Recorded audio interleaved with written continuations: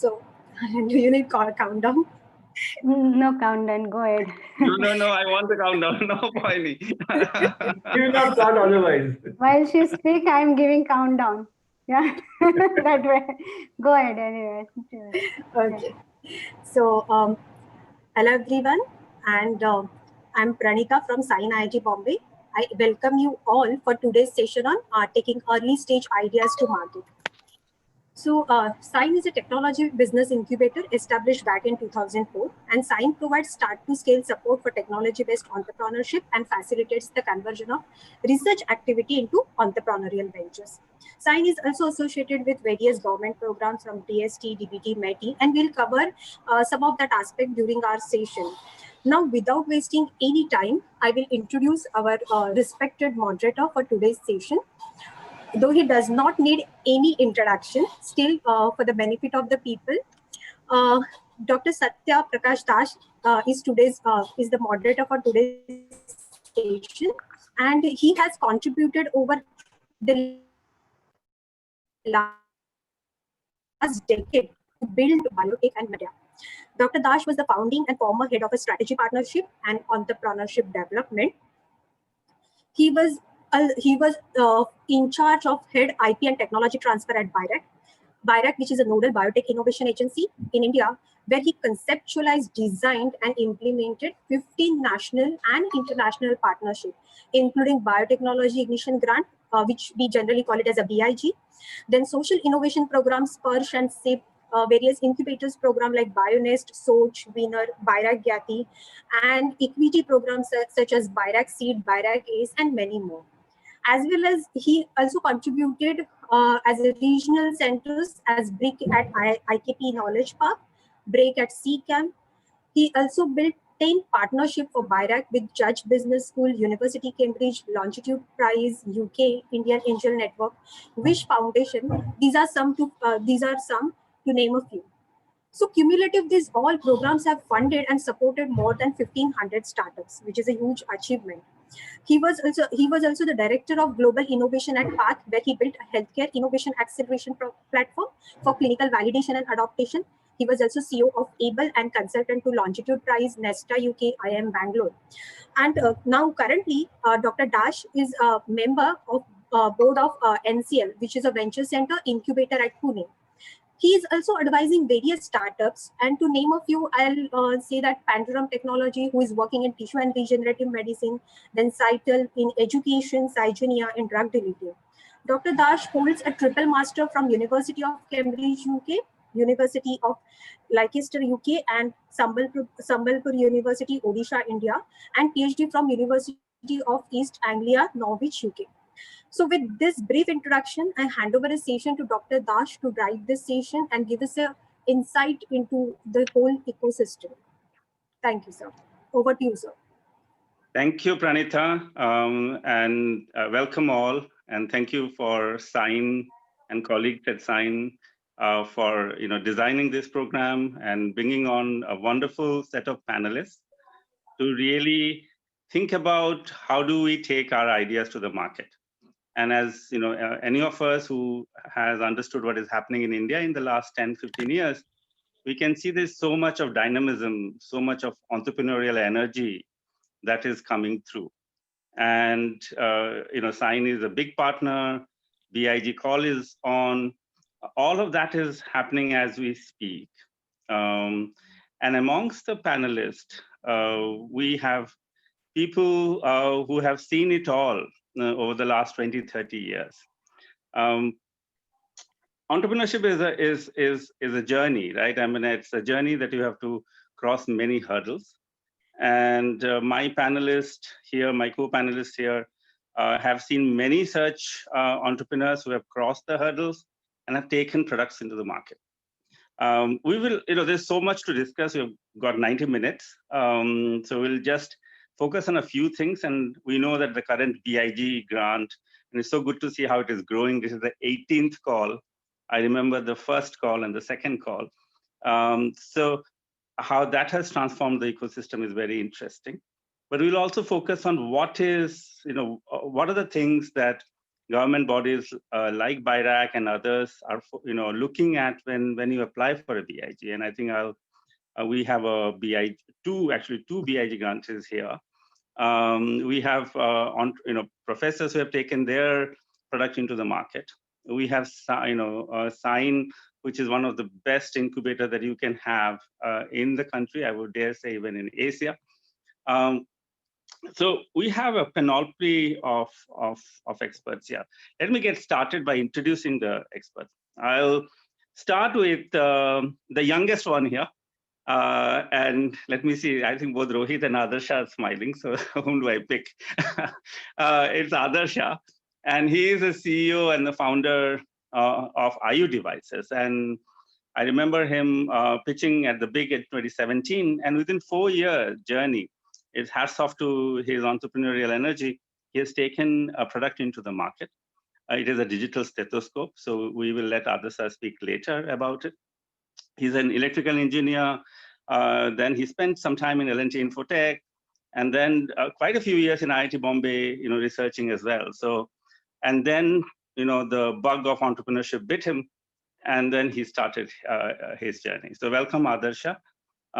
We'll then go to our host, and Poyni Bhatt, and she's a good friend, and I've known her for many years now. And Poyni, in terms of incubation, and Poyni go hand in hand. She has seen it all over the last 17 years that she has painstakingly built SINE in IIT Bombay, grown that whole ecosystem. And the good thing is that she comes with a sharp finance and commerce background. And she was at one time the senior vice president at ICICI in their legal vertical, and then left that to build what she has built in IIT Bombay. So welcome, Poyni, and she's also the host. So thank you.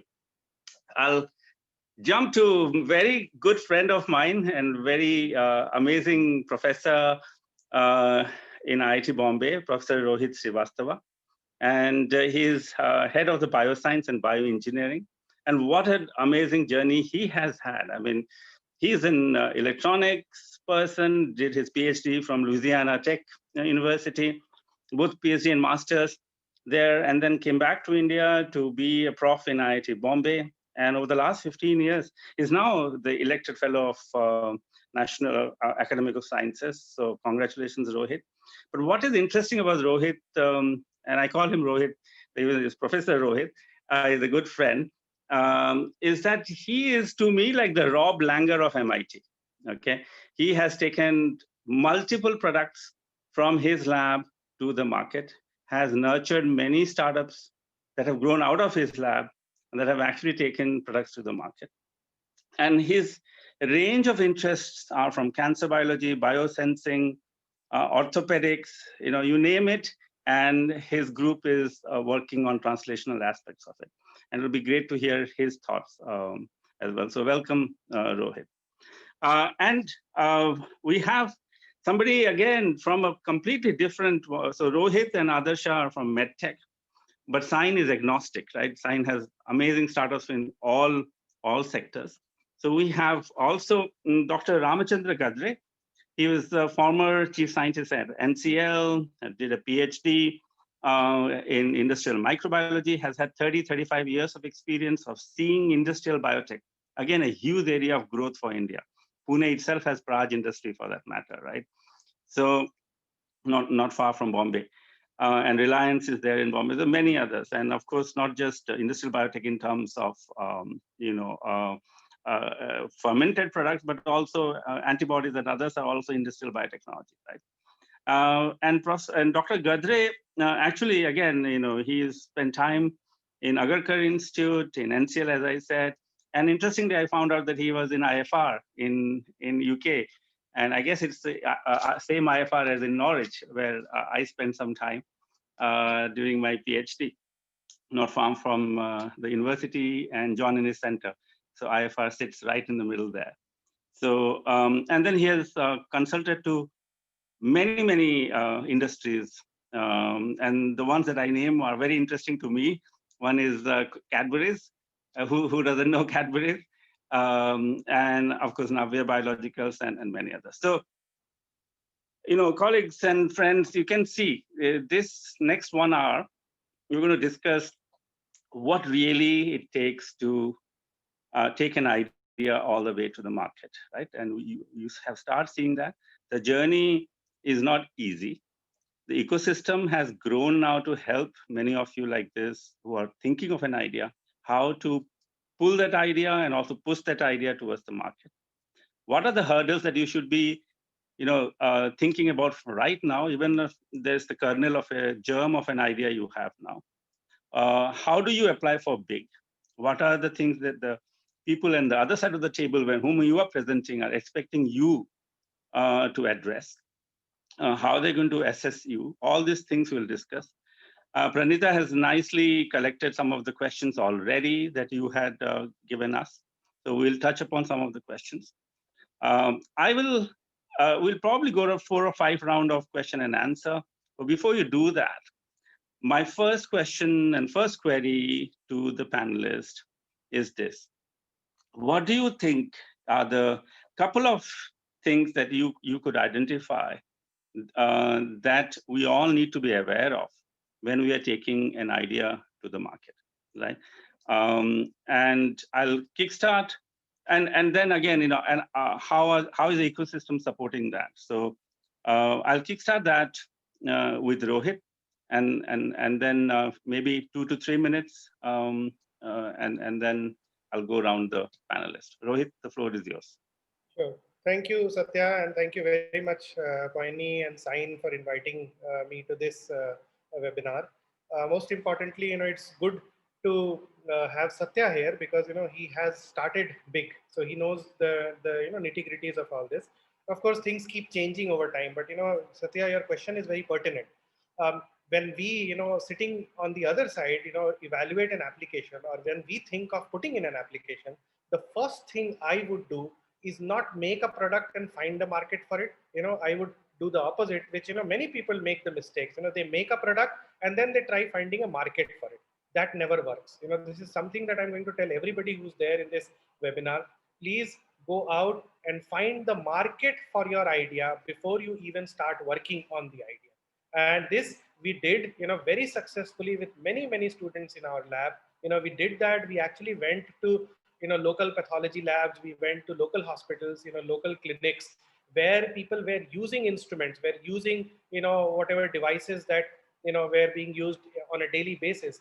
We figured out the need for something that would actually have a market. So the need is important before you even work on the idea. The idea, there can be 10 ideas, but of these 10 ideas, only maybe 2 or 3 will have a need. Those are the ones that you really need to worry about.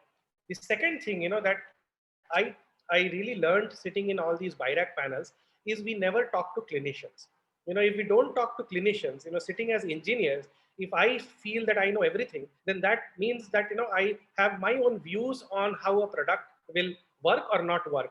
If I involve a clinician right from day one, even from day 0 is what, we used to say before you even, come to any panel or any agency for funding. And if you have a clinician, impact or clinician, involved with your project, then I'm 100% sure that idea will be successful. So these are only 2 things that I wanted to bring right now.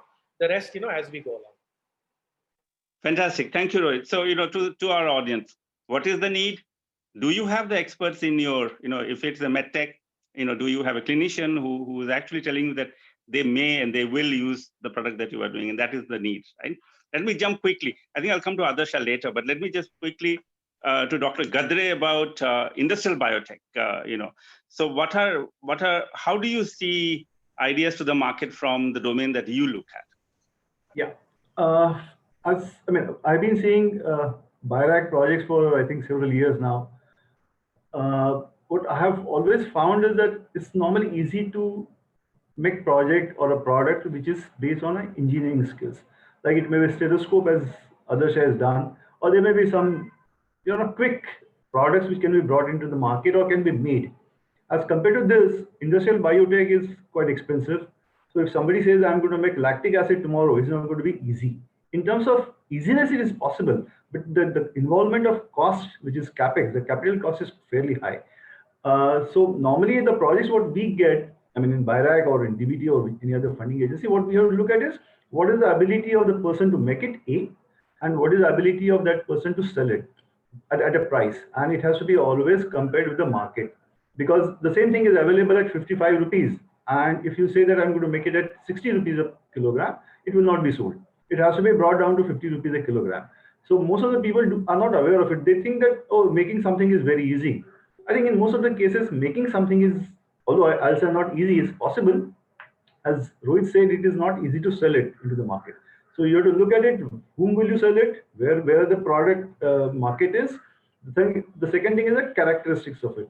People don't worry about what is the quality of that product. They think that if I make an antibody or an antibody fragment or lactic acid or gibberellic acid or whatever, a fermentation product typically, it has to be going through a lot of regulations, that it has to be of a characteristic, that analysis has to be so much, you have to do sufficient efforts for it. And normally it is a team which is required for biotech industries. One single person cannot handle that, because you need skills of different varieties. You need a microbiologist, you need a biotech, you need protein chemist probably, you need somebody who looks after your fermenters, a mechanical engineer or electrical engineer. So it's a team which works. In biotech, single-handedly it is not possible. So when a project comes to us, we don't look at a particular person. We look at the team. Whether as a team, will they be able to go into a production of something which can be sold into the market. As I said, it's quite expensive. It takes longer time. So making an engineering product can take a shorter time. It may be a 6 month or 18 months or a year project. But normally biotech projects take a longer time, because you have to do a lot of setup. You have to characterize that. You need a lot of analytical facilities, and all other things are required. So when you write a project, you have to make sure that you can make it of a quality, and you can make it of a price, at a particular price, and then you can sell it to the market. Because people think that, oh, I'm going to make it and then start selling it. It doesn't happen. There's a lot of competition in the market. There are a lot of patents. Simple projects or simple products like lactic acid or ethanol are heavily patented. So people do not look at the patents at all. You must look at those patents which are available in the market, which are enforceable. People are even not worried about what is meant by a patent. They generally think that his or her advisor says that you start making lactic acid tomorrow, they start writing a project on lactic acid. That does not work, honestly. So you yourself are an entrepreneur. You have to go to the market, you have to sell it. And when you do something, a rupee has to come back to you, because that is the first target. This is not only a research project. This is a commercial entity. So you have to be always keeping your mind focused on how am I going to get money out of my activity. If you don't do that, this problem will keep on coming back. Okay, that's all I'm saying. Thank you, Dr. Gadre. I think again, to my colleagues in the audience, he team, multidisciplinary, your route to the market, business model, what is your unique proposition, right? Dr. Gadre mentioned standards. How do you combine affordability with meeting highest quality? Can it be done? Yes, it can be done. Where can it be done? In India, of course, in India. And we see that, day in and day out. What is the competition? And importantly, patents and IP, right? So all these are important when you are pitching. I'll go straight to Adarsha. I've been a super fan of him and many other startups. He has shown what it takes to take product into the market, and he's very humble about it. So Adarsha, if you could reflect in the next 3-4 minutes about IO devices, give a little bit perspective to the audience what you have done, and then we will go to Poyni. So, thank you very much, Dr. Dash. So still have the memories of presenting in front of Dr. Dash, in front of Professor Srivastava in 2017 in the 10th round of Big Call, and from there we have come a very long way now. We are a team of 24 people, had a revenue of around 80 lakhs in the last financial year. To give a context about what we do, we have developed a Bluetooth-enabled digital stethoscope, which can amplify, record, and analyze and share the heart and lung sounds. To give a context where to start, normally we think, okay, stethoscopes are used by doctors, right? But we didn't start with the doctors because the need was a bit different. We started with a segment wherein the customers were willing to pay. So we started with telemedicine companies who are using the device to capture the data from one end and send the data to other end. Even though the market was small, we were getting customers who were willing to pay. And once we started with that, then we started working on multiple features and perfecting the product so that the doctors will start to use. So the summary is to identify the right segment to start with. Once you have the problem, need validation, everything is ready. Once you have the proof of concept ready. Lovely. That was short and sweet. So, and again, you can see the thread that is running from Professor Rohit, Dr. Gadre, now Adarsha, that the willingness of customer to pay. That means, is there a need or not, right? And whether if there are many needs, but what's the price points and all of that very nicely Adarsha pinpointed. But you can say, oh my God, how on earth? And I already see some questions in the chat. I'm going to do this on my own, right? Even if I have a team, what kind of support system I can tap into? While I may get a big. We'll talk about big later. And I think there's no better person than Poyni, my good friend, to say, how she has seen many startups deliver the product to the market, and how does the ecosystem of SINE help in that propelling of the idea and acceleration of that idea towards the market. So Poyni, in the next 3-4 minutes, if you can reflect on this. Sure. Thank you, Satya. See, I have not only seen the startups who have delivered product to the markets, but I have also seen the startups who were not able to deliver to the market, right? So that their products fail and their venture failed. And essentially it comes to the exactly same point that product, basically when any entrepreneur or innovator starts, like product there has to be a market fit. Yeah, there has to be a market need, market fit constantly, especially in medtech and biotech device. Agri-tech and all those things is different, but still it requires constant in touch with the customers. Yeah, but especially in medtech or biotechnology, industrial biotechnology and all those things, the gestation period is so long. And other evolutions are also happening. It's always be it's always important or prudent to keep in touch with your customer and what's happening in the market. Yeah, so that is a very, very critical point. Second thing is that what it takes to build a especially biotech product. So you require access to capital, you require access to infrastructure, you require validation from the customers. As Rohit mentioned about especially in medical segment, you require basically clinical trial and regulatory and certification. So it's so important to be in touch with clinicians, hospitals, and so on and so forth. Yeah. Regulatory is a big thing that entrepreneurs don't have much understanding out there. But let me tell you, thanks to BIREC and other government, especially DBT and even institutional NCL Pune or SINE IIT or BSB department, and there are several other incubator and institution in this domain. Thanks to them, now there is enough a pool of experts who can address concerns or advise or mentor startups and innovators on this thing. So the way you look at earlier we didn't have clarity on regulatory aspect. It is very, very much there.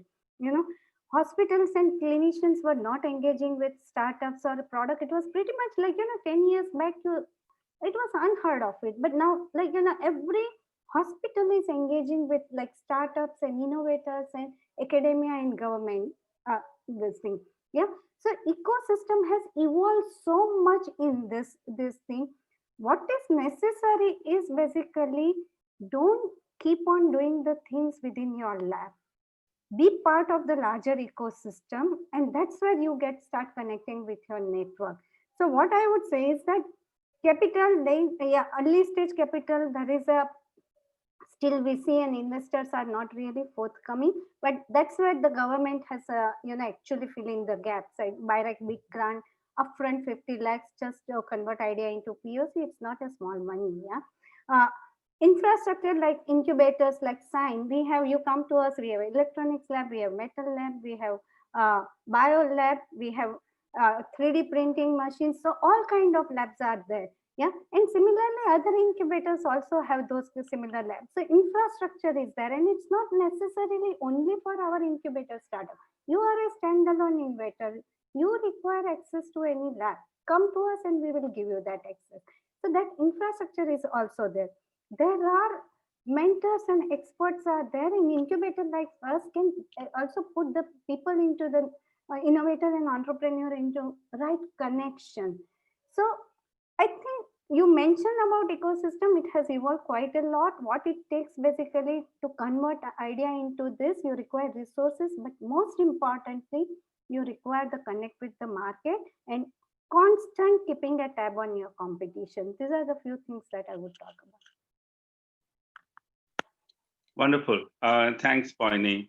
So as Poyni mentioned, the angle of capital, funding, money is the oxygen that will take the idea to market. Without that, nothing is possible, right? And how do you get smart money? Starting with early stage to even micro grants to grants like BIG and then early angel funding and all of that. And this ecosystem has grown in India over the last 10, 12, 15 years. And infrastructure, right? Do visit places like the big incubators and see the infrastructure that you can take advantage of.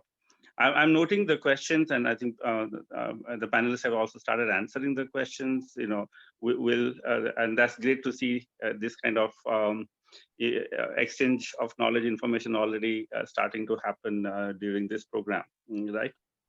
And we'll take up a few very interesting projects, those questions that that are coming out. I will. So if you step back and see what has happened in the last 15 minutes itself, our experts have really put the verticals of what you should be thinking, right? Is there a market? You can say, yeah, there is a 3 billion market already there, right? But is your new product going to take how much of that market? How are you going to go after that? Who is going to deliver that? Where are you going to do that work? Who is advising you on that? What is the strength of your team? Can you hire? Can you get people who can advise you? And that's juggling, right? That's juggling like 5 balls together while you are thinking all of that. And people have done it on this panel itself. People have done it, right? So who will take that? And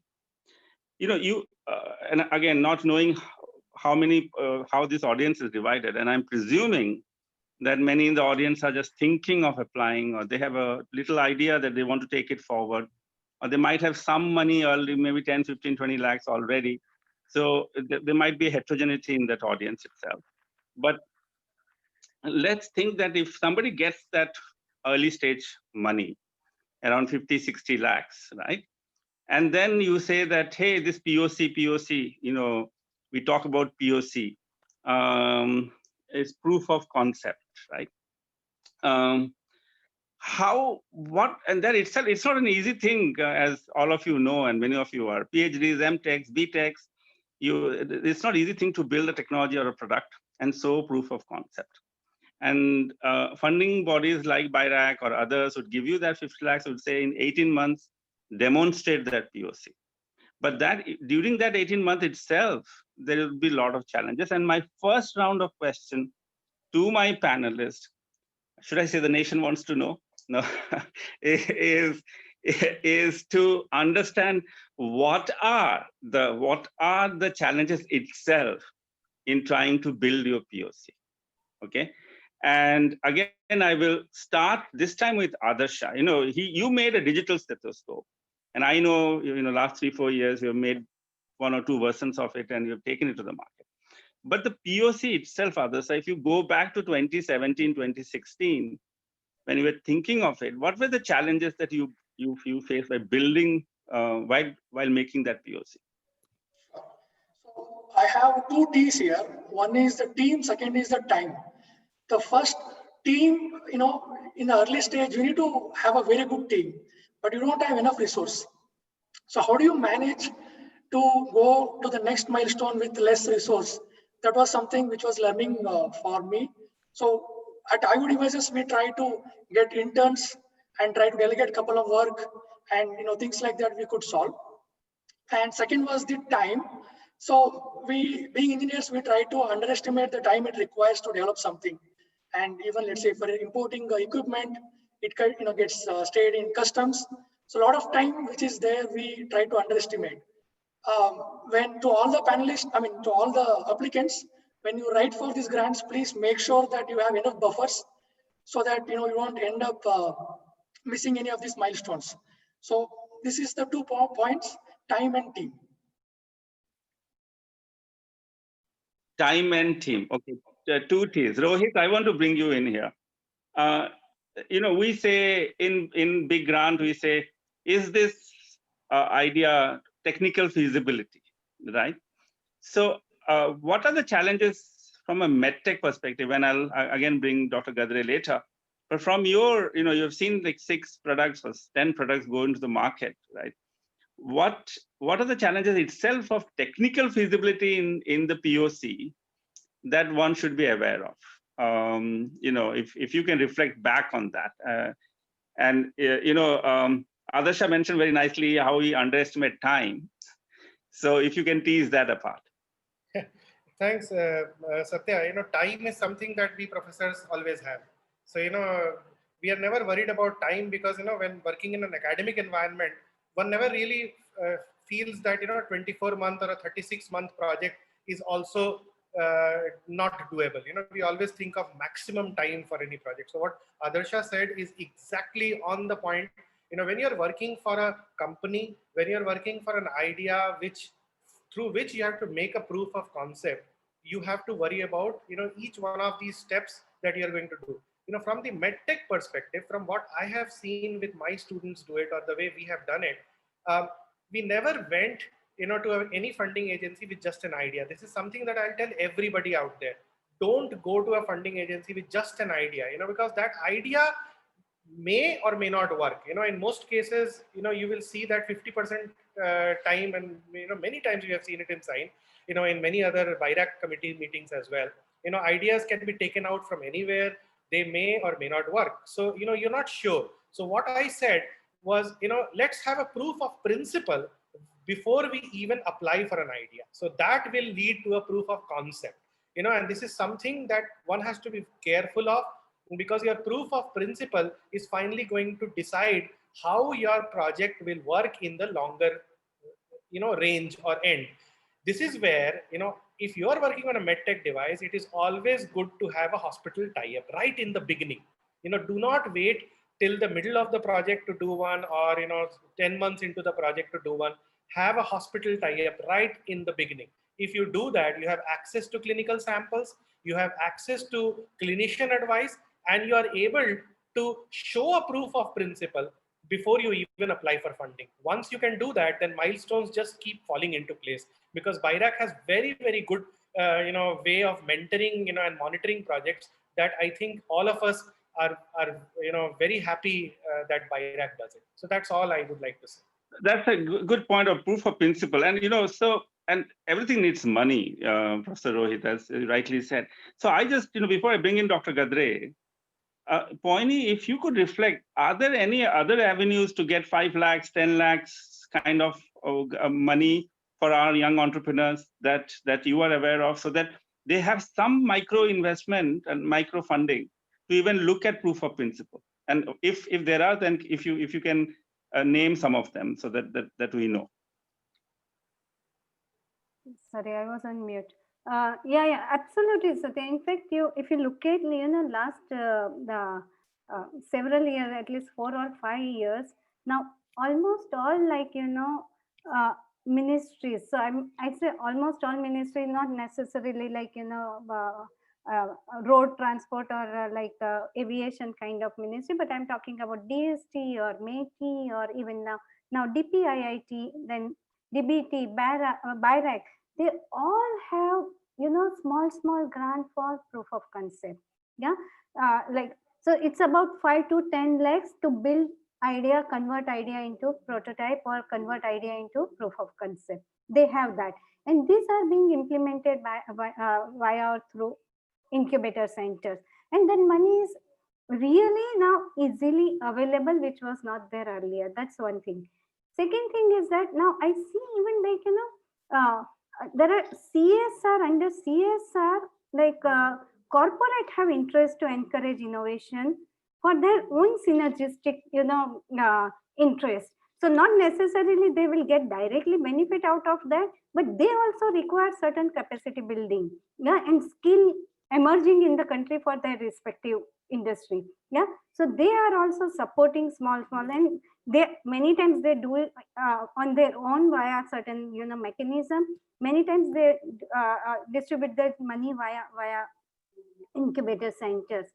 Third thing is that Satya, given that startup is buzzword, and given that country has seen the success, now failure is no longer apprehension, or failure is no longer taboo. And that's where even there are private investors who are willing to invest for a very compelling idea. They are willing to invest up to 5 lakh, 10 lakh. I know several VCs who have come out with basically very specific scheme called first check or something like that. We don't need your PPT, we don't need your pitch, we are not going to ask our investment partners. You pitch us and any one of us, like, we will give you 5 lakh or 10 lakh, you come out with a POC out there.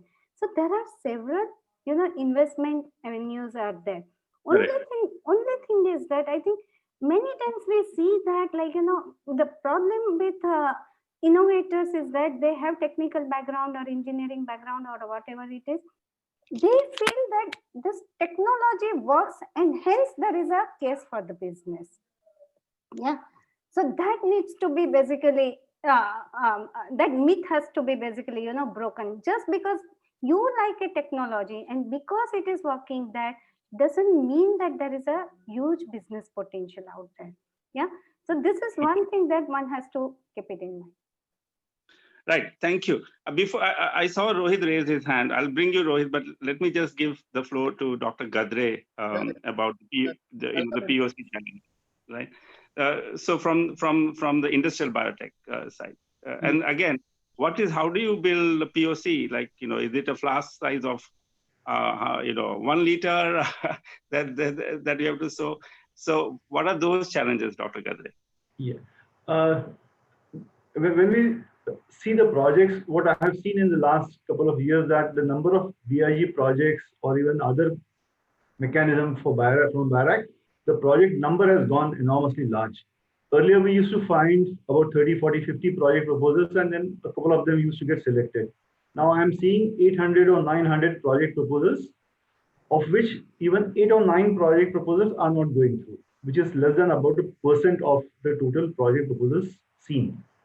And at the committee level or at the BIRAC level, what we see is that the quality of the project proposals which are being submitted is going down. This is a very common statement which is being made in all the committees at BIRAC.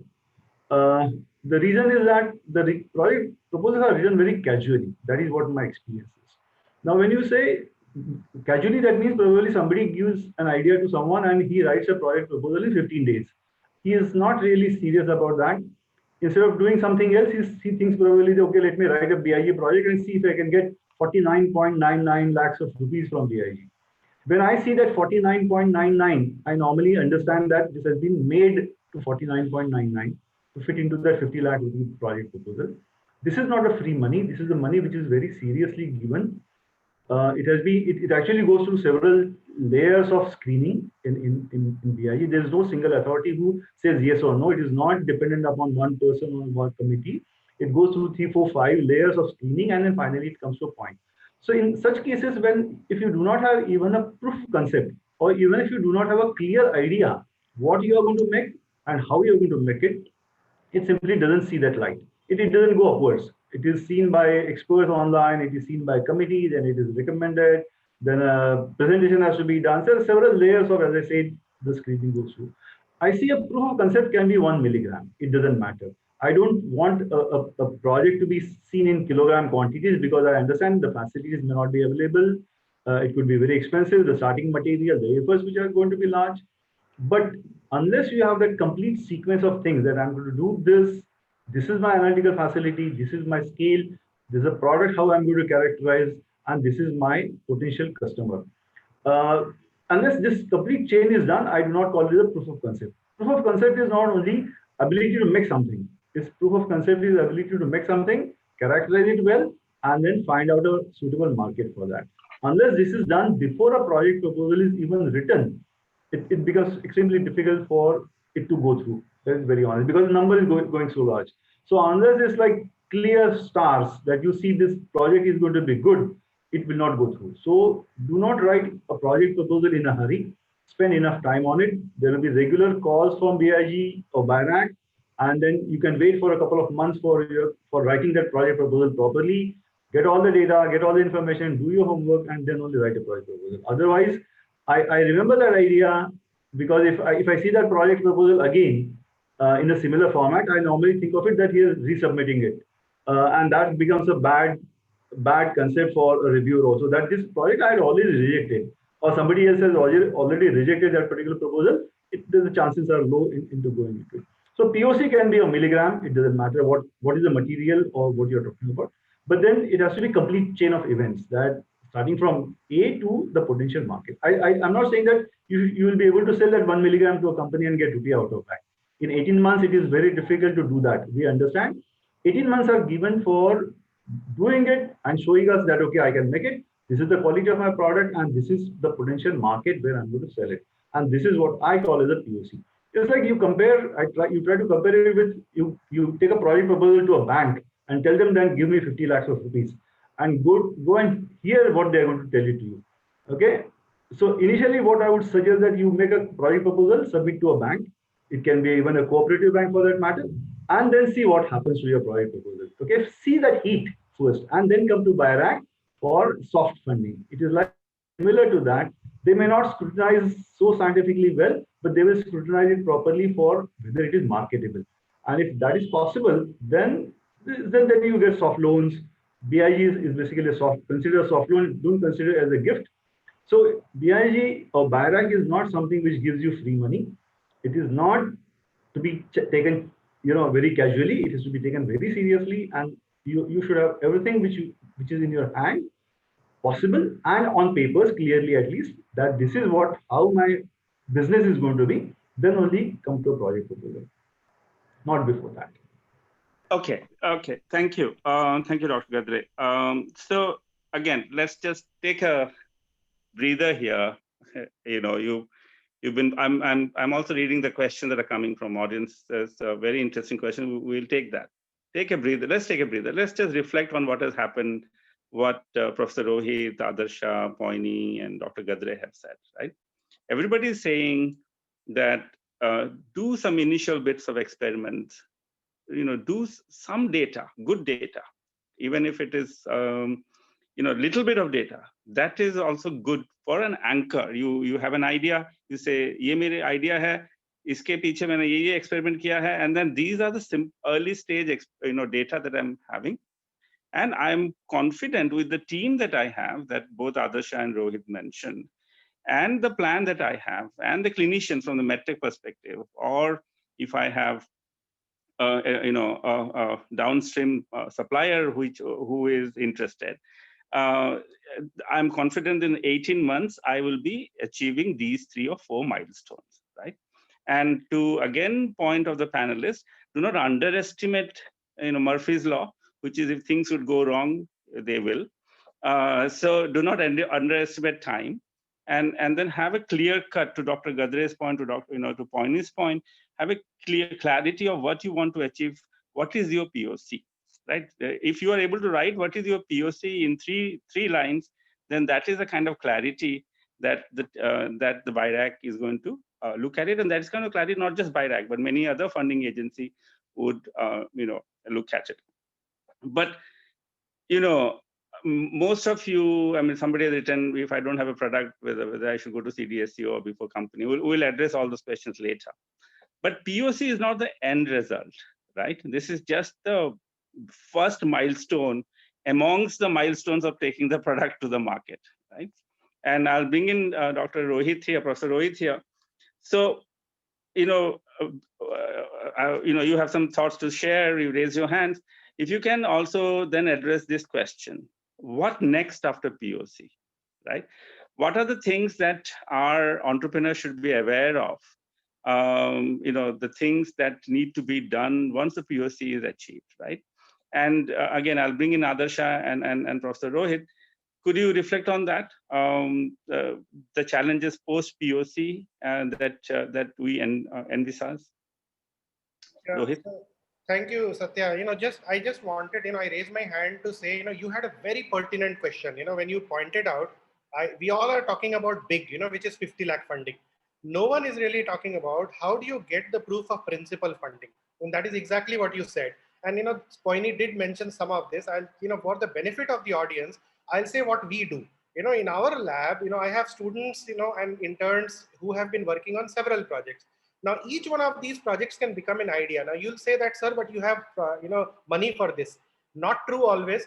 There is a lot of work that gets done based on just one idea that a student brings to me. Now, how do I get money for it? I will apply for a GYTI grant. Okay? GYTI award. So I give you this route. Apply for the GYTI, which gives you 1 lakh. If you are not the top 10, it will give you 1 lakh. If you are in the top 10, it will give you 15 lakh rupees. Top 5 gets about 15 lakh rupees. 5 to 10, 6 to 10 get about 5 lakh rupees. If you do that, then you have enough money to do a proof of principle and then take it into the big, which gives you 50 lakh rupees. Never ever, go to big or any funding agency with just an idea, because an idea will not fly. This is something, we keep telling people, always do the groundwork, always do a proof of principle before you come to any funding agency for funding. Now, as far as the second question goes, we always do this, at the middle of where, the 18 months or 20 months or whatever, you are doing, if you had taken an extension for 6 months, whatever, at the middle of it, figure out, like Satya said, like, Adarsha said, your team is important. So you have to figure out whether you really want to set up a company. And I'm talking from the academic perspective. I'm not talking from, a young entrepreneur, a guy who comes in, who's not in an academic position. I'm talking from my academic perspective. I have sent 2 of my students, into SINE to set up, with an idea, who have got funding, who have now been incubated. But between now and 18 months, these people have to figure out the exit. And that exit is crucial. This is what Satya is saying. If you think that your idea has traction, you now have a market for it, it is better to float a company around it if you are serious about it. And that is what Bioengineering says and Big says. And Satya used to say this very, very clearly to every panelist, when we were sitting in panels, when we were interviewing them. Are you going to open a company? Are you going to open a company? And he used to hammer them, because he wanted to see your commitment. Now, if you are able to open a company, that means that, you have commitment. That means, you want to take it forward. Beyond that, Bioengineering has terrific schemes, and all of that is known to SINE. All of that is known to, all the panelists. They have got terrific schemes to take your idea forward. It will not stop there. You will get a second level of funding from Bioengineering if you are good. But beyond that is what, I really don't know what to do. This is where, Adarsha and Satya have much better experience than I do. So that's my point. Okay, I will bring in Adarsha about post POC challenges. But before I do, Poyni, if you could reflect on Nidhi Prayas and SwissNext just for a couple of minutes, so that people get to hear that as well. So see, there are like, DST as well as METI has certain program. So you mentioned about Nidhi Prayas. Nidhi is an umbrella program of DST. METI has another umbrella program called TIDES. Under the program, they have start to scale support, which is basically starting with, they also have EIR, which is entrepreneur in residence, some subsistence support for the innovator. Then while they are still very early on and they're trying to figure this out, like about their ventures and their business team and whatever it is, yeah, but very early stage. So they don't have to worry about their, like, monthly survival. So this support is given to a entrepreneur who is working on certain ideas which are potentially very good idea, but he or she has to figure out multiple things on their way to create a clear venture out of it. So that is EIR support. Then you have prototype support. Under both this, basically they have a prototype support up to anything between 7 to 10 lakhs. That is supporting and converting idea into prototype. And as you go further, then you also have like support on seed money. That seed money also could be anything between 20 to 50 lakhs to further go up to 1 lakh. For example, BIRAC has 1 lakh leap program. Yeah. So these are basically start to scale up kind of funding support for various innovators and entrepreneurs. Yeah. You mentioned specifically about SwissNext. Swiss is a SNT body under Swiss consulate. It's basically, one kind of organization, government organization. SINE and SwissNext had a collaborative program for young innovator. In fact, Adarsha is one of the participants from that, and he was also winner of that particular program. So SINE and SwissNext basically would identify 20 innovators in early stage of their life, either innovators or startup, which is very early stage of their life. 10 each from India, 10 each from Switzerland. They would go through basically one camp in India, one camp in Switzerland, and the whole camp is basically boot camp. So it's, you can say that it's a skilling program to jumpstart from idea what it involves to create a basically venture, what is the part. So the whole gamut of activity on lectures and expert involvement and mentoring and industry visit and all those things we would organize under there. And at the end of the program, 2 top winners are identified, and there is a grant component given to them, like up to 10 lakhs or so. So there is a grant component.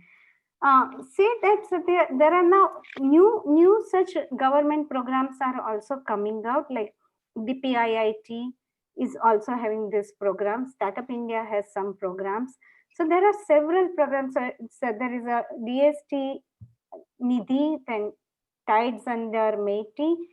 Startup India has tinkering, like a incubator and seed support program. DPIIT also planning to launch very soon, start to basically scale up program. And I'm I assume that BIRAC, like we all know, in fact, BIRAC has a also start to, so BIG is just one aspect, is that going forward you will also learn from my other colleagues here. There are other clinical trial related funding program and scale up also funding programs are there. Yeah. Okay.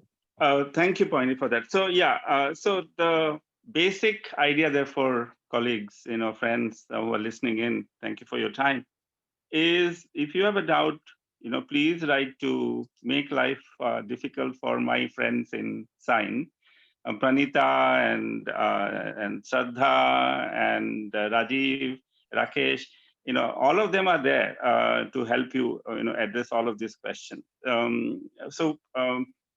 Adarsha, if you could reflect, so you got the 50 lakhs and you did your POC. After that, so while you're doing the POC, what are the things you're thinking through in for the next stage? And if you can reflect that for a couple of minutes, and then we will jump to the other question. Sure, Dr. Dash. So once we have a proof of concept, the next thing which comes is focus on making a minimum viable product. Because what is going to happen is we are going to meet a lot of customers. All of them will be giving different needs or different features that they would like to have. So at that point, if we have, let's say, versions of product or a basic thing that can really take it to market, if we're having that much clarity, that is the first thing that will be making the life easy. Second thing is, as a challenge, manufacturing actually becomes a challenge because we'll have to manufacture, let's say, 10 units, 20 units. The vendors who will help you to do that won't be supporting you since the quantity is very less.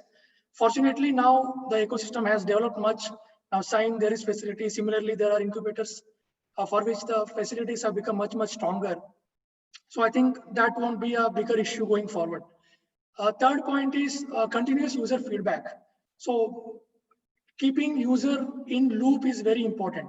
Even as I speak now, one of our team is in Rajasthan in a PHC getting the feedback from A&M, auxiliary nurse midwife. So getting feedback from user, not losing them is also one more point. So these 3 points is what I think we need to think when we have, we need to consider after having the POC. Thanks, Adarsha. I'll come back to you, but Rohit and Dr. Gadre, I also wanted to come to you. Rohit, if you could, so how our young entrepreneurs can link to vendors for manufacturing and things like that? Have you seen some of those examples? Once you make a POC, that's fine, but once you make a MVP, the minimal viable product, you need 4 or 5 of them. Which vendors do you go to? Are there vendors? Are there a list of vendors SINE has? Rohit, if you could reflect on that, and Dr. Gadre also post POC, if you could, I'll give you 1 minute each, so that before we move, it's already going to be 5 o'clock. Right. So thanks, Satya. I think that's an important point because whenever people have finished their minimal viable product, whatever the industrial design of the product, they have got approvals from CDSCO to start manufacturing or whatever. Manufacturing license is what they call it. The problem becomes, where do you actually manufacture? And this is something that India has been facing for a long time. We don't have manufacturing setups all around. But I will say this really strongly right now. Of course, SINE will help you, but AMTZ is the place to go, right? So AMTZ has been started by DBT, or BIRAC, and they have been funded a lot by BIRAC.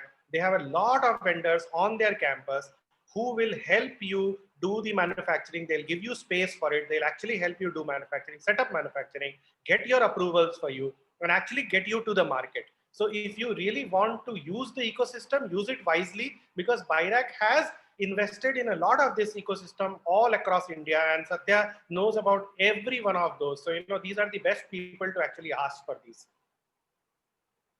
Perfect. Thank you, Rohit. Dr. Gadre, post POC, how do our entrepreneurs, just 1 minute, if you can back. Even during the POC, when a company or small companies used to come to me for talking that they want to make me something or help them to prepare something, what I used to tell them that you buy someone's product which can be marketable and then start selling it. So imagine I'm trying to sell lactic acid in this country.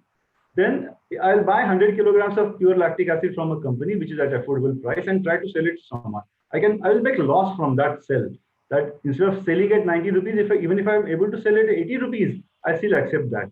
So that will put your feet into the market, that you will know where you are trying to sell it. Unless you know where you want to sell it, the POC, even if you do it, there's no point in going ahead, because during the initial stage itself, you have to understand where and how you're going to sell it. And I would start with selling something in the beginning and then start manufacturing. Unless I'm able to sell, it's a product. Most of the biotech products, as I'm seeing, are routine. Routine in the sense they have been sold is basically an substitute for an import substitute, or maybe a small modification.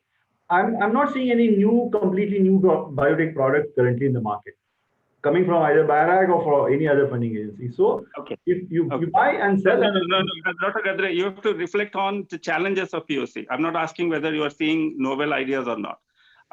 What are the challenges post POC technically? Do you see anything like, can you reflect on the from the bio-industrial part? Yeah, for industrial biotech, scale up is a big challenge, because even if you are able to make it in a small fermenter or a small laboratory reactor, it is getting a facility for scaling up to a size where you want to get a bigger funding or go for a larger project or make a product which can be, given as a sample to people. That is a big challenge in this country. We do not have enough. There are some places where you can approach, but we do not have enough places where you can taste your POC subsequently for a scale up. Maybe a kilogram scale or maybe a 5 kilogram scale is a big challenge even now. So we are looking at that, how to solve that particular problem, and there has to be some institution where I think existing or new ones which can help the people to scale those up things upwards. Okay, thank you. Actually, Poyni has been urging me to start the audience question. I will do that. We have a secret language that Poyni is showing me. I can read Poyni's mind. But before I do that, I think what I really wanted to, for our young startups, startups are full of energy. They want to achieve everything yesterday, right? I just wanted to Adarsha, before we have good half an hour now to take audience question, but before we do, again, I wanted to step back, reflect on, so Adarsha and Professor Rohit, you mentioned about manufacturing, right? Can you just reflect on these two words, phrases for our audience? Design, industrial design is Professor Rohit mentioned. So I wanted to ask this question: when do you design lock your product? Okay, what is design lock, right? And and once you do that, like you say, you have do you have clinician? Do you have industrial? How do you design? Are there industrial designers that you work with or you have in your team? But what is this phrase design lock that our audience should be knowing? I'm presuming they know it as well, but from a use case scenario from Adarsha and Professor Rohit. Adarsha, can you reflect on when you made your IU device? When did you think that this is it? This is my design lock? Yeah, so one is always we will have to learn from the users. There will be always learning and updations. But at some point we'll have to freeze and say, okay, now this version is good to go. Customers are willing to pay for it, and it is not causing discomfort to the user. So that was it for us. I mean, for us specifically to talk, there was a decision point wherein we had to choose between making a 3D print or a mold. And when you make a mold, it's very costly. And that was a time we really have to think, because once you make a mold, you have already spent a lot of money. And what we did was we made these 3D printed, casing devices and gave it to a couple of users. And we made sure that there are not enough complaints and they are able to use it. Then we thought, okay, now this version is good to go. And we made mold and we started selling the device. However, we knew that it can improve and there are next versions to solve the next problems. Okay, thank you. Very crisp. Rohit, how do you know that this is it? I have to lock my design now and take it forward for manufacturing. Important question, Satya. If there are people who have asked about CDSCO approvals, at the point that you're applying for a test license, at that point your design should have been locked. If you make any further changes to your design after you have got a test license from CDSCO, you will have to go back and reapply for a test license. You cannot go forward and apply for a manufacturing license. So please keep this in mind, that at the point that you are ready with all your dossier for submission to CDSCO, for getting attended with clinical samples or patients or whatever it is, at that point it has to be designed.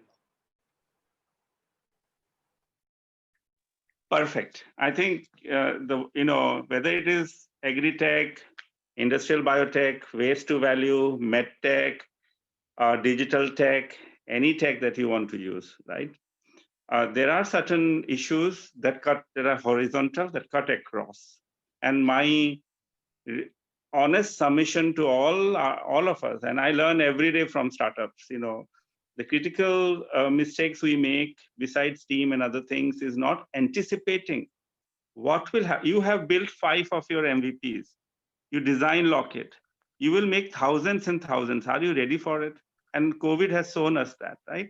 How at scale, not only where do you manufacture, but if your design is not right, what other challenges you will face, including little things like, some switch here, some, what rubber you are using, all materials, all of that you have to think through it, and whether those are again biocompatible if it's touching, human skin or things like that, or is getting in, regulatory mapping.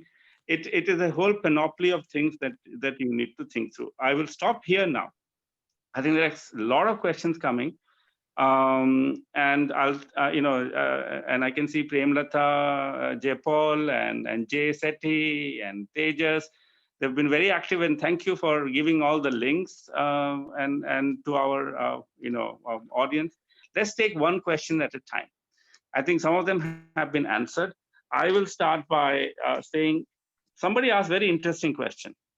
If I'm building a new product, how does it then, if there is no market for it now, how do I go about doing that? How do you anticipate? So can you create a new product and create a new market for that, right? And who is going to fund that? That was a question I think somebody said in similar such words. So who is going to take this answer? I think I can take it, Satya. See, I think you are an innovator and you are an entrepreneur, right? You need to have a sense whether my product is actually needed by market or not. I would like to repeat again this particular aspect here, because I feel that my technical technology is great, or I believe in my technology, or I feel it is working in lab, and therefore I am going to basically build a product. Now I go and find a market, that doesn't work. Even if you want to build a product in a new innovative, using innovative and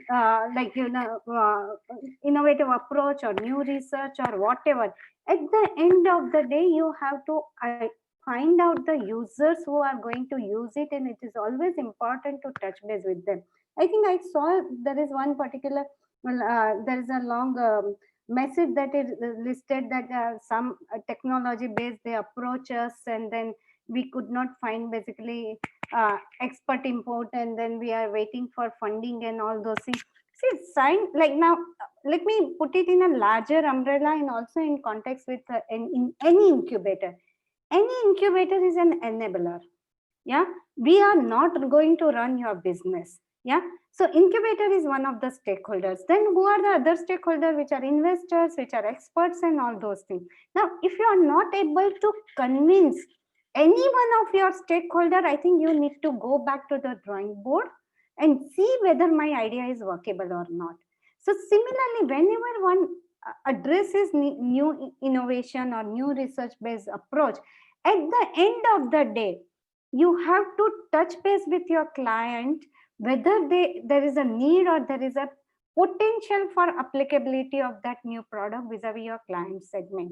If it is not there, then you are never able to going to convince your stakeholder from which you are going to seek the help in any aspect.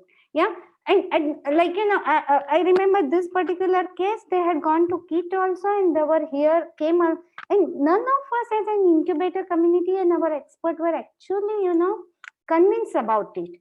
So the key thing is that why we were not convinced, you were not confident enough that applicable and your client segment is going to use it. There was no revenue model. Unless this things is coming up, it is going to be very difficult to even use the disruptive approach. So again, whichever approach you use it, it has to be in context with the end user. That has to be kept in mind. Okay, very nicely put. I will bring in a few other of my panelists here to reflect on some of the questions. Let's think from a big, I don't know whether we can do a quick survey, but I guess 80% of you want to apply for BIG grant in the audience, right? So, and I don't know, I think in my time in BIRAG, when we were doing it, was 7 minutes of pitching session. I don't know whether it's still the same time that is there. At the other side of the table, so here we have Adarsha, who had pitched to BIRAG and got a BIG grant. Poyni has seen thousands of pitching by startups. Professor Rohit and Dr. Gadre have sat in many committees in BIRAG, and they see day in and day out entrepreneurs pitching. So let's use the lens of BIG, and 18th call is open.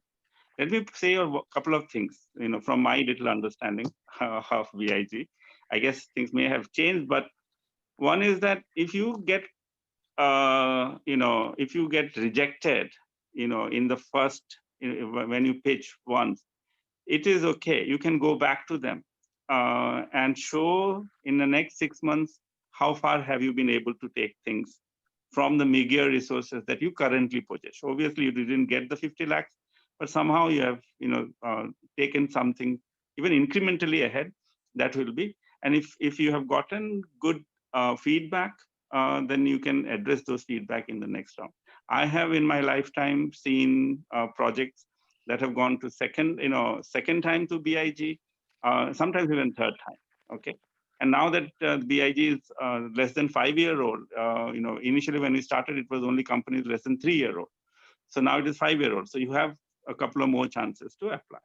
But let's step back. So you have already possibly doing an online submission, and you go for pitching. So let me ask this question. I'll bring in Adarsha later. He has successfully done that. But Professor Rohit and Dr. Gadre and Poyni, what are the elements of a good proposal writing and what are the elements of a good pitching? They're two different things. There's some similarities also. So let me bring in Dr. Gadre here for the first. What are the elements of a good proposal writing and a good pitching? 1 minute, 2 minutes. Yeah. There are 4 aspects probably which make a good proposal. The first is a team. So your educational qualifications or your past experience, your ability to do something, yours and your team's has to be seen, because that is the first thing which you describe, your CV's thing which is being seen. The second thing is what is the quality of your project proposal? Does it scientifically fit? Because I have seen several projects which simply do not fit scientifically. There is no base for, I have only an idea which is not even scientific. So it will be simply thrown out. So you have to find the sufficient referencing you have to do. You have to read literature, you have to read patents. What does it mean and is it clean? The third thing is, are you able to do that? Where will you work? Do you have a good venture center? Not venture center, an incubator or a place where you want to try out this? Do they have enough facilities for that? Because you may be just going into an incubator where there are not enough facilities for you. So even if BIRAC gives you 50 lakhs of rupees, you will not be able to work on that at that particular point. And the fourth thing is, have you done sufficient market search for that? Where will you sell it? How will you? You need not sell something, but do you have at least studied that? Unless you do enough, study of your own idea, this will not go through. So you have to clearly present it. I have seen project proposals which simply write repeatedly the same text. This is to be done, this is to be done, this is to be done, this is to be done, 10 times in the same proposal. There's no point doing it. Every column which is given, every word which is given for that has a specific meaning for that.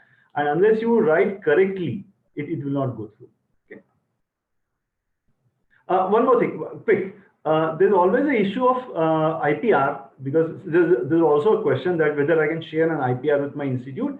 You can, but there has to be an agreement clearly written that I will be doing the development and my institute, and I'll share that IPR 50-50, 40-30, 60-40. There has to be a document for that, agreed by the institute where you're working. Otherwise, that causes a conflict and it will not be considered.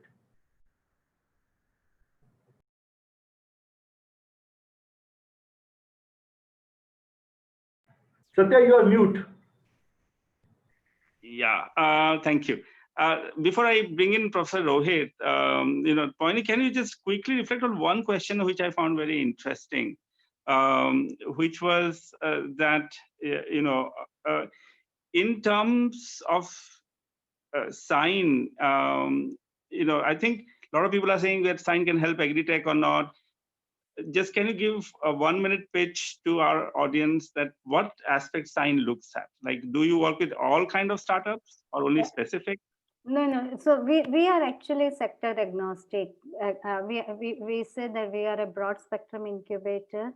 We have supported startup in clean tech, fintech, medtech, energy, like clean, like even water, and any number of, even defense. We have a largest defense success story that created ripples, right?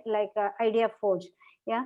So this kind of number of startups and tech. So we are open, we are sector agnostic. So BIRAC, all verticals that that are defined under BIG, we are pretty much open to basically support the companies under them.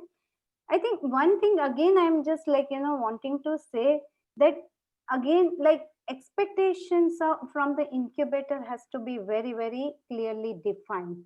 Incubators are enablers. Incubators can put you in right ecosystem, advise you, and like help you, facilitate with funding and what other aspect. But incubators are not here to solve your own problem as an entrepreneur, which you are supposed to solve it yourself.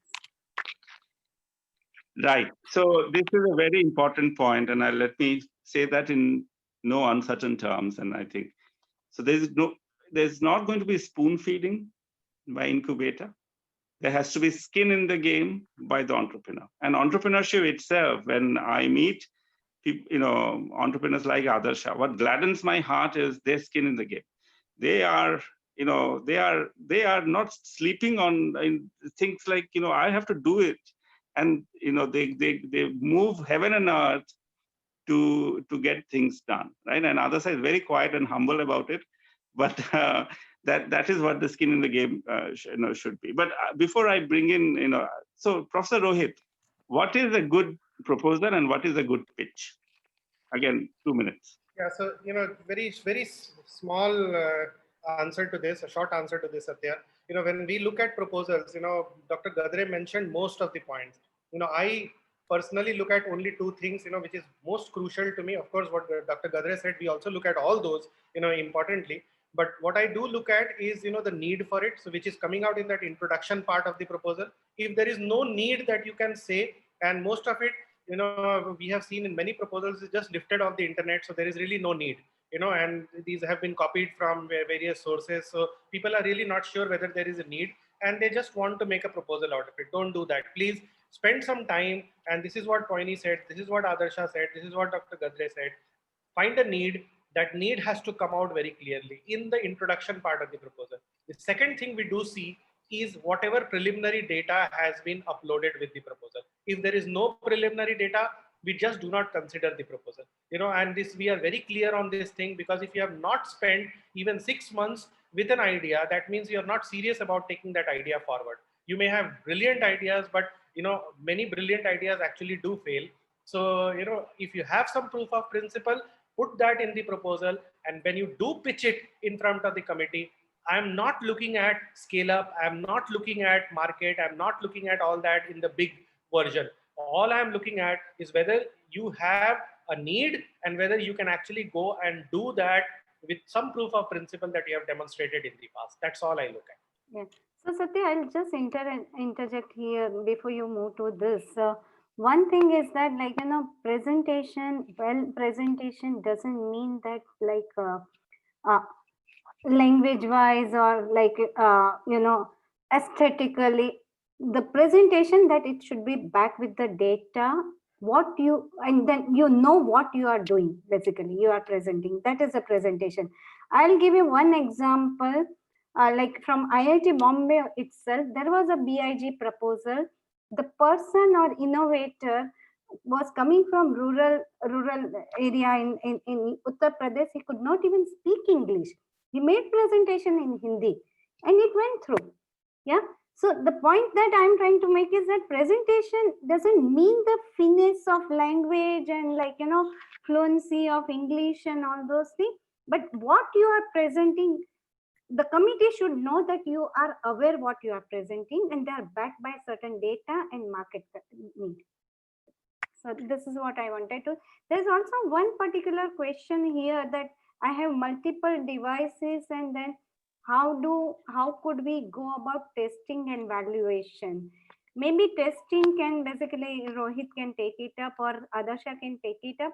I can take, like, valuation is basically, I think it's too early to get into valuation as of now, until you have any device or any traction on your device basically is there. It's very difficult to put a valuation, but valuation also is kind of in early stage, it is kind of an outcome or product of how much investor wants to put in and how much investor wants to take equity. So valuation gets generated by that. But as you go mature and you progress, you have your revenue track record, you have your strong team, and you have visibility of potential client and all those things out there, then basically based on all this data, you create some kind of valuation on your own. So In early stage, don't worry about the valuation. Yeah, early stage, focus on the resource requirement, where you get from and how you optimize them to build the product. Perfect. Let me bring in Adarsha now. He's been patiently waiting. So Adarsha, you have to unmute yourself first. But can you reflect on? You have successfully gotten a BIG. You have successfully gotten other grants also, and you have taken product to the market as well. And you've taken it to the KEM hospital, others. So your product came into the market in April 19th, 2018. That's what you say, right? So can you reflect on what elements you see, and then I will then I will reflect on it for 30 seconds, and then we will possibly close it or take a few more questions. Okay. Sure. I think establishing the need, again, reiterating the same point, maybe by showing that, hey, we have met 50 doctors or a number of doctors, and this is what they are saying, and any survey of that will add a lot of value when we present to show that the need exists. Second is whether the team has really committed to take it ahead, whether they have worked on something similar. That is also the second point which will make the presentation more strong. And the third point is the milestones. What is planned so far, how exactly we are going to achieve it, and what is even planned after the milestone as well. So if we are able to combine all these aspects in the presentation, I think that would make a good presentation to get the grant. Thank you, Adarsha. I think so. Everybody has touched upon that, and from what I have learned from experts that I have interacted and startups, is that ability to tell your story, right? Storytelling in a very clear way. What is the need, and who are the people who are with you to take this idea and deliver it to, as we call, from the bench to the doorstep, right? So that storytelling has to be very crisp. And I really appreciate what Poyni said, that it's not, storytelling is not about the finesse of the language or anything. That you have mapped out, your future mapping is clear, right? Every entrepreneur, whether Adarsha or even Rohit, he is an academic entrepreneur. Every entrepreneur jumps from one hazy state to the other hazy state. Okay, it's only when they look back, the previous haziness become a 20/20 clarity. But you have to map it. You have to future map it. How do you want to take your idea? When we are growing up, we think electrons go in circular way, but later when we read in our +2 exams, that our understanding of electronic is not that they are going in circular, cycles, but it's actually electron cloud, right? So that understanding has to come as you go about your idea. You have to be a realist. You have to be a optimist and a realist at the same time. And please knock on the doors of all the panelists here. SINE has amazing. I know SINE for many years now. Starting, so please come and visit IIT Bombay.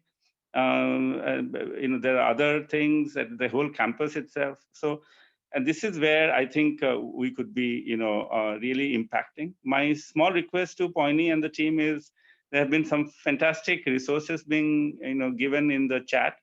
If this could be collected and sent to, I think somebody has given some Google Docs, and who was it? It is, I think, Premlata, Jaypal, and others. So if those could be collected and emailed to the participant, that would be good. We have 5 minutes. I'll drop out because I'm joining a C camp, workshop. Any other 30 seconds to each of the panelists to, if they want to point to one single thing, that just one single. So it's very difficult, I know, but let's put our panelists to the mat. And I will start with my very close, lovely friend, Professor Rohit, to give your 30-second about the closing remarks. Sure. Thank you, Satya, and thank you so much for joining in, and moderating this session. Before you leave, you will not get the chance. So most importantly, for everybody out there, please do apply for big. This is something that I tell all my students every round. Everybody I know, I do tell them, please apply for big, because this is something that India needs. And this is a thing that was started when Satya was there in Bairak. It was his brainchild that got it all the way up to here. What we wanted was more and more young people to get into entrepreneurship, and the government has supported us. There is a lot of schemes now out there, but big is still the flagship. So if you can get a big, that gives you a whole new boost to your career. And I think it is nothing, nothing like getting a big grant in your career, which will move you towards, what you really want to achieve. So that's all I wanted to say. So the first 30-second pitch from Professor Rohit was apply to big. Unless you apply, you won't get, right? So please apply, and please don't apply the last moment. Not at 4:59 p.m. Before the 5 p.m., right? Okay, let me go. Dr. Gadre? Yeah, we don't look at BIG or any other funding agency as your enemies. We are not here to shoot you down. We are here to help you out so that it becomes successful. I mean, all the efforts of the committees or even BIG or BIRAC is to help you in such a way that you become successful in your career. It is not to reject you. Please understand that. Every statement which comes from BIRAC will be for your benefit. Don't think that something is bad or I did not get it, so they are trying to reject me or somebody was doing something mischief there. There's nothing like that. All the team is very clean. The whole things are seen very, very correctly and in correct perspective. And the funding is really open and good. So try doing it. It is always worth doing it. And that is a ladder. Once you start going into that direction, you will always be finding better opportunities for further funding.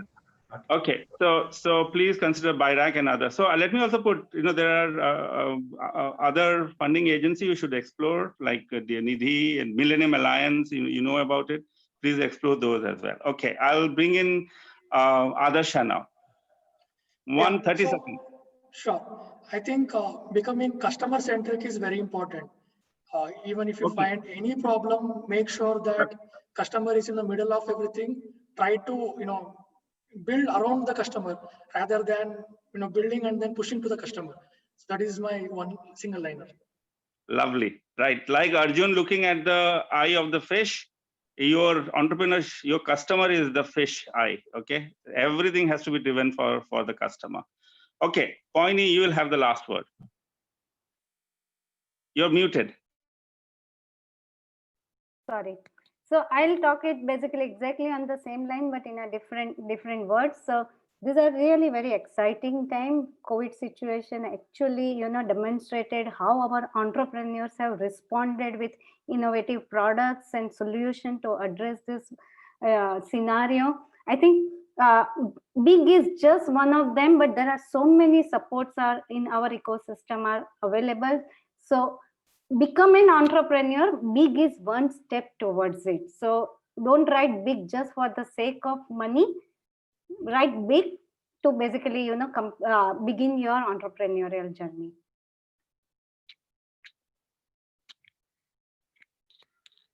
I will stop it now. Thank you, everyone. I've already written a lot of thanks. There are a lot of people. I mean, Pranita has been absolutely amazing coordinating this. Poyni, as always, I'm a fan of SINE and you and the amazing things that you are doing. Startup DNA is always in me. So Adarsha is just lovely. And, my appreciation always deepens for Professor Rohit every time. I do not know what air he breathes in Bombay. He looks amazingly young all the time. So yeah, you say this in SICAM panel so that all Bangalore startups come to Bombay. Yeah. Yes. But it has been amazing talking to you, Satya. Really, pleasure talking. Really pleasure being with you here. Yeah, I sit in Berlin, so for a little sabbatical, but even though I'm busy, so people please join in my LinkedIn and we can have a conversation there as well. Yeah. And Dr. Gadre, I forgot to mention, thank you. It's the first time I'm meeting you, but I also have friends in NCL and Venture Center. So, and this is an amazing ecosystem. I think they're good people. The one last thing I wanted to end this by saying that all the panelists here. And there are many, the ecosystem is small, it's like a family. So please reach out to my colleagues in SINE, and also Professor Rohit and Adarsha and Dr. Gadre. And I wrote I remember when Pradeep Pillai, who is now in Australia, he was in SINE. Everybody, Rakesh, Rajiv, Shraddha, all of them are wonderful people. I've not met a couple of others. I'm sure I will meet them sometime. So, and it is amazing that this ecosystem has such wonderful people, wonderful souls who give their time and energy. With that, I will close. Thank you, everyone. And again, if you can put this, some of the docs and send it to the participants. Bye. Sure. Dr. Das, just a minute here. So before you can, I know you have to go to some other meeting, but thank you so much. You have been such a wonderful moderator for this session, and the way you drive this session, and we could touch upon so many points. So thank you, all of you. Special thanks to our moderator, but all our panelists as well for their valuable insights and putting together all these points. I'm sure all the guidance that you have provided during this session will definitely help the innovators here who are present here. So thank you all. And thanks for attending, and thank you all the participants for attending this webinar. We hope you all enjoyed and got the insight into it. If any of your question wasn't answered during this session, please write to us at sine_big@iitb.org or bd@sine.iitb.org. I have already posted that in the chat box. And please access the recording of this session on SINE IITB official YouTube channel. Please like, share, and subscribe the channel. And thank you, everyone. And have a wonderful evening and great weekend. Thank you. Thank you very much. Thank you.